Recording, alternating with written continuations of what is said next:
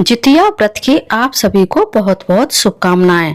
Hello friends, welcome to my channel. इस video में आज मैं आपके साथ शेयर कर रही हूँ जीवित पुत्र का व्रत की बहुत ही सरल पूजा विधि। जीवित पुत्र का व्रत को जितिया नाम से भी जाना जाता है और यह व्रत मुख्य रूप से बिहार और यूपी में रखा जाता है। यह व्रत 3 दिन का होता है। पहले दिन नहाय खाए होता है, दूसरे दिन निर्जल व्रत रखा जाता है और तीसरे दिन व्रत का पारण किया जाता है। इस वीडियो में जितिया व्रत की मैं संपूर्ण जानकारी आप लोगों के साथ शेयर करने वाली हूँ और जीवित पुत्र का व्रत की चौकी का हमें विसर्जन कैसे करना है यह भी मैं इस वीडियो में आप लोगों को दिखाने वाली हूँ। जिस जगह हम पूजा करेंगे उस जगह हम एक चौकी लगाएंगे। चौकी पर एक लाल वस्त्र बिछाना है, आप चाहें तो पीला वस्त्र भी बिछा सकते हैं।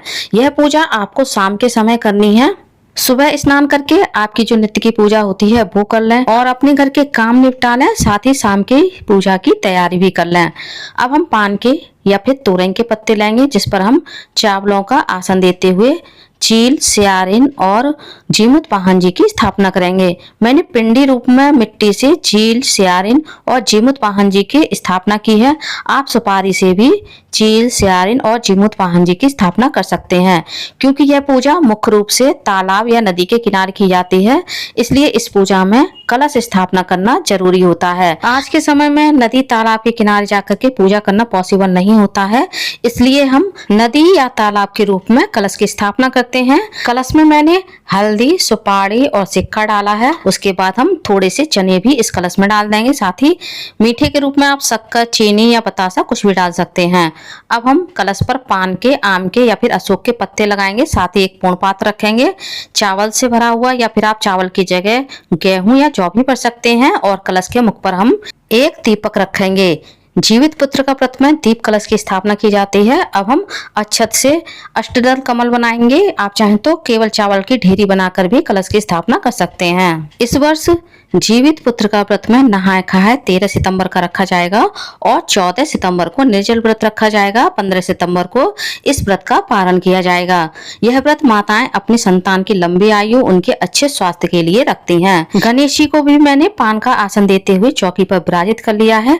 आप सिंपल चावल का आसन देकर भी गणेश जी को चौकी पर स्थापित कर सकते हैं। अब हम सभी को गंगा जल का छींटा देते हुए शुद्धिकरण कर लेंगे और सर्वप्रथम हम भगवान गणेश का तिलक करेंगे। उसके बाद हम जीमुत वाहन जी का चंदन से तिलक करेंगे। उसके बाद हम कलश का और दीपक का भी तिलक कर देंगे। फिर हम गणेश जी को कुमकुम लगाएंगे। साथ ही हम चील और स्यारिन को भी कुमकुम से तिलक कर देंगे। जो जीमुत वाहन जी हैं वह गंधर्व राजकुमार थे और उन्होंने एक नाग परिवार के इकलौते बेटे को बचाने के लिए स्वयं की बलि चढ़ाई थी और करुण को नागों को ना सताने का वचन दिलवाया था। तभी से यह जितिया व्रत रखा जाने लगा। जितिया का यह व्रत सबसे पहले चील और स्यारिन ने किया था और इसका वर्णन हमें नारद पुराण में भी मिलता है। अब हम सभी को इत्र और वस्त्रों मौली भी अर्पित कर देंगे। गणेश जी को, जीमुत वाहन जी को, चील, स्यारिन को, साथ ही गणेश जी को और जीमुत वाहन जी को हम एक एक जनेऊ भी अर्पित कर देंगे। गणेश जी को हम दुर्वा भी अर्पित करेंगे और कुछ पुष्प भी अर्पित कर देंगे। साथ ही हम जीमुत वाहन, चील, स्यारिन जी को भी पुष्प अर्पित कर देंगे। जितिया का यह व्रत मुख्य रूप से संतान की लंबी आयु और उनके अच्छे स्वास्थ्य के लिए रखा जाता है। इसमें ना तो ये लिखा है कि बेटे के लिए किया जाता है और ना ये लिखा है कि बेटी के लिए किया जाता है। संतान में बेटा और बेटी दोनों ही आते हैं, तो यह व्रत दोनों की ही लंबी आयु और अच्छे स्वास्थ्य के लिए रखा जाता है। साथ ही इस व्रत में एक सोने और चांदी की जितिया बनवाई जाती है। यदि आपके पास सोने चांदी की जितिया ना हो तो आप लाल और पीले धागा से एक जितिया का धागा बना सकते हैं। ये जितिया के धागे मार्केट में भी मिल जाते हैं, तो आप मार्केट से भी ला सकते हैं। अब हम इस जितिया के धागे को भी चौकी पर विराजित कर लेंगे और इस जितिया के धागे का भी हमें पूजन करना है। नहाय खाए वाले दिन व्रत रखने वाली माताओं को सर से नहाना होता है और उस दिन आपको बिना प्याज लहसुन का शुद्ध सात्विक भोजन ही करना होता है। उस दिन कुछ लोगों के यहाँ पूड़ी, पुआ, ठेकुआ बनते हैं और कुछ लोगों के यहाँ सिंपल खाना बनता है और कुछ लोगों के यहाँ नहा खाए वाले दिन तोरई की सब्जी जरूर बनती है। अब हम सभी को दक्षिणा स्वरूप कुछ पैसे भी अर्पित करेंगे और सभी को हम भीगे हुए काले चने अर्पित करेंगे। इस जितिया के व्रत में काले चने का भी विशेष महत्व माना गया है। जिस तरह से तोरई का विशेष महत्व है, उसी तरह से काले चने भी भगवान को पूजा में जरूर अर्पित किए जाते हैं। नहाए खाए वाले दिन चील, सियारिन, जीमूत वाहन जी के लिए तो खाना निकाला ही जाता है। साथ ही अगर किसी की सास नहीं है तो उसके लिए भी खाना निकाला जाता है, क्योंकि ऐसा माना जाता है कि वो जहाँ भी होंगी अपनी संतान के लिए व्रत रख रही होंगी। यह जीवित पुत्र का व्रत अश्विन मास में पड़ने वाले पितर पक्ष की अष्टमी को रखा जाता है। जीवित पुत्र का व्रत में आटे से बनी हुई मिठाई का भोग लगाया जाता है, जैसे गुलगुला, ठेकुआ, पिटौआ, आप कुछ भी बना सकते हैं। मैंने गुलगुला बनाए हैं। अब हम हाथ में चना या चावल ले लेंगे और एक पुष्प लेंगे और जीवित पुत्र का व्रत कथा को पढ़ेंगे या फिर सुनेंगे। जब हमारी व्रत कथा पूरी हो जाएगी तो ये चना और पुष्प हम जीमूत वाहन जी के चरणों में समर्पित कर देंगे। और जो हमने जितिया का धागा पूजा में रखा है, इसे हम जीमूत वाहन, चिल्लो, सिहारिन सभी के चरणों से स्पर्श कराएंगे। साथ ही गणेश जी कलश से स्पर्श करा करके इसे हम वहीं चौकी पर रख देंगे। जब हमारी संपूर्ण पूजा हो जाएगी तब हम इस जितिया को अपने गले में पहन लेंगे। ऐसा भी माना जाता है कि जितिया का धागा शाम के समय नहीं पहना जाता है। अगले दिन जब हम पारण करेंगे उससे पहले हम जितिया का धागा अपने गले में पहन लेंगे। अब हम सभी की आरती कर देंगे। पहले भगवान गणेश की आरती करेंगे, उसके बाद हम जीमूत वाहन, चील और सियारिन की भी आरती कर देंगे। साथ ही हम कलश को भी आरती दिखाएंगे। यदि आपको कोई भी आरती नहीं आती है तो ओम जय जगदीश हरे आरती भी आप गा सकते हैं। अब हम गणेश जी के, चील, सियारिन, जीमूत वाहन जी के सभी के चरण स्पर्श करेंगे और उनसे आशीर्वाद लेंगे और अपनी संतान की लंबी आयु, उनके अच्छे स्वास्थ्य के लिए कामना करेंगे। अब हम देख लेते हैं जीवित पुत्र का व्रत की चौकी का हमें विसर्जन कैसे करना है। जितिया व्रत की चौकी का आपको अगले दिन विसर्जन करना है, उसी दिन विसर्जन नहीं करना है।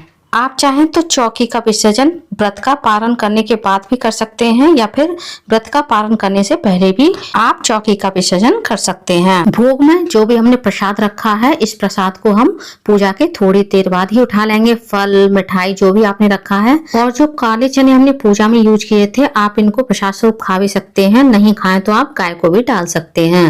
जितिया का धागा यदि आपके यहाँ उसी दिन पहना जाता है तो आप उसी दिन पहन लें, वरना आप अगले दिन पारण वाले दिन भी पहन सकते हैं। अब हमने गणेश जी को जो दुर्वा चढ़ाई है, सभी भगवान को जो पुष्प चढ़ाए हैं, इन सभी को हम एक जगह इकट्ठा कर लेंगे। इन सभी का आप जल विसर्जन कर सकते हैं, भूमि विसर्जन कर सकते हैं, और आपके घर में यदि कोई गमला है तो आप उसमें भी डाल सकते हैं। बाद में ये सभी खाद बन जाते हैं और दीपक जो हमने कलश पर रखा था, इसे हम धो करके पूजा में फिर से यूज कर लेंगे।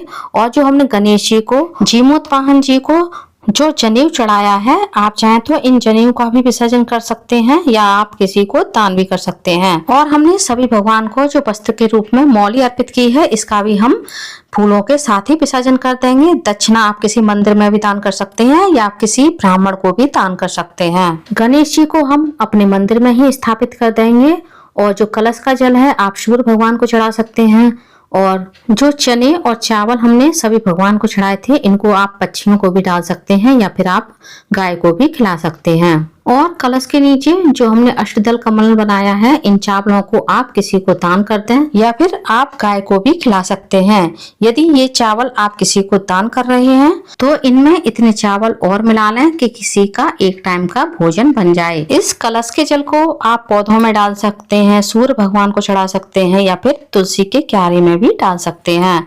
कलश में जो हमने हल्दी, सुपारी, सिक्का डाला है, आप इनको निकाल लें। सुखा करके आप इन्हें पूजा में फिर से यूज कर सकते हैं या फिर आप इनका विसर्जन करना चाहें तो आप इनका भी विसर्जन कर सकते हैं। अब हमें बड़ा सा कोई बर्तन लेना है जिसमें हम पहले गंगा जल डालेंगे। उसके बाद इस बर्तन को हम शुद्ध जल से भर देंगे और जो हमने मिट्टी से चील, सियारिन, जीमूत वाहन बनाए हैं, इन सब का हम इस जल में विसर्जन कर देंगे। बाद में इस जल को आप किसी गमले में या पौधे में डाल सकते हैं। आई होप जीवित पुत्र का व्रत की पूजा विधि का मेरा ये छोटा सा वीडियो आप लोगों को पसंद आया होगा। वीडियो कैसा लगा कमेंट्स में जरूर बताइएगा। और यदि आप मेरे चैनल पूनम की आस्था पर पहली बार आए हैं तो प्लीज चैनल को सब्सक्राइब कर लीजिए। वीडियो को ज्यादा से ज्यादा लाइक कीजिए, शेयर कीजिए, साथ ही बेल आइकन को प्रेस कर दीजिए ताकि हमारे आने वाली सारी लेटेस्ट वीडियो की नोटिफिकेशन आप लोगों को टाइम से मिल सके। कॉमेंट्स में राधे राधे अवश्य लिखिएगा। धन्यवाद फ्रेंड्स। राधे राधे।